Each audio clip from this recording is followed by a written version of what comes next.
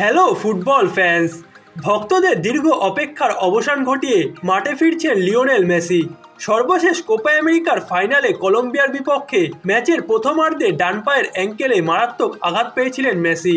তার পা সেই সময় অনেকটাই ফুলে গিয়েছিল, যার কারণে নিজের কেরিয়ারে শেষ কোপা আমেরিকার ফাইনাল ম্যাচের দ্বিতীয়ার্ধটা তাকে মাঠের বাইরে বসে উপভোগ করতে হয়েছে।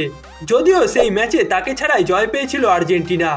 আরও এক কোপা আমেরিকা শিরোপা নিজের নামের পাশে যুক্ত করেছিলেন মেসি। তবে সেই ঘটনার পর প্রায় সর্বশেষ 2 মাসের মধ্যে অনেক কিছু হয়ে গেছে, যেখানে তার ক্লাব ইন্টার মায়ামি এই মৌসুমের MLS এর প্রথম ক্লাব হিসেবে প্লে অফের জন্য কোয়ালিফাই করেছে।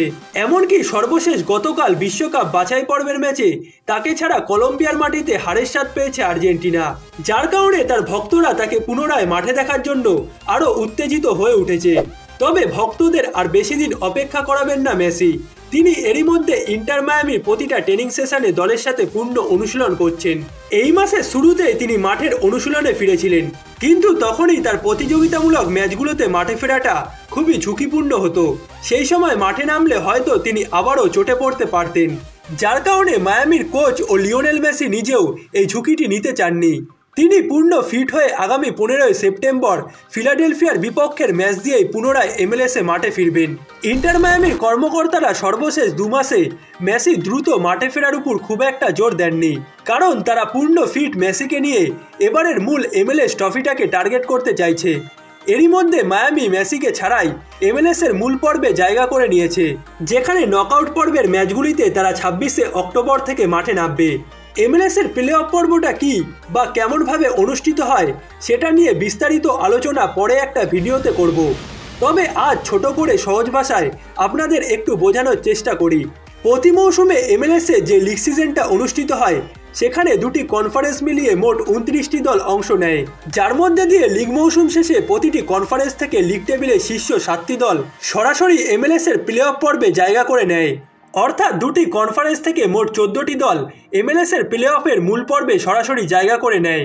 আর 2টি কনফারেন্সের টেবিলের 8 ও 9 নম্বরে থাকা 2টি দল, অর্থাৎ মোট 4টি দলকে প্লে অফের মূল পর্বে যাওয়ার জন্য নিজেদের মধ্যে সিঙ্গেল এলিমিনেশন ম্যাচ খেলতে হয়, যেখান থেকে 2টি দল বাদ পড়ে এবং 2টি দল প্লে অফের মূল পর্বে জায়গা পায়। এরপর থেকে প্রতিযোগিতাটি অনেকটা চ্যাম্পিয়ন্স লিগের নকআউট পর্বের মতোই অনুষ্ঠিত হয়, যেখানে 16টি দল নিজেদের মধ্যে round of 16, quarter final, semifinal এবং ফাইনাল ম্যাচ খেলে।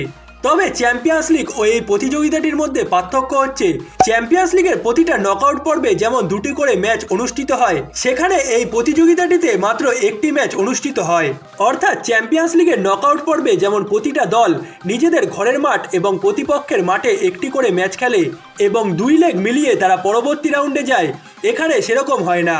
এখানে নকআউট পর্বে মাত্র 1টি ম্যাচই অনুষ্ঠিত হয়, যার দ্বারা পরবর্তী রাউন্ড নিশ্চিত করে জয়ী দলগুলি।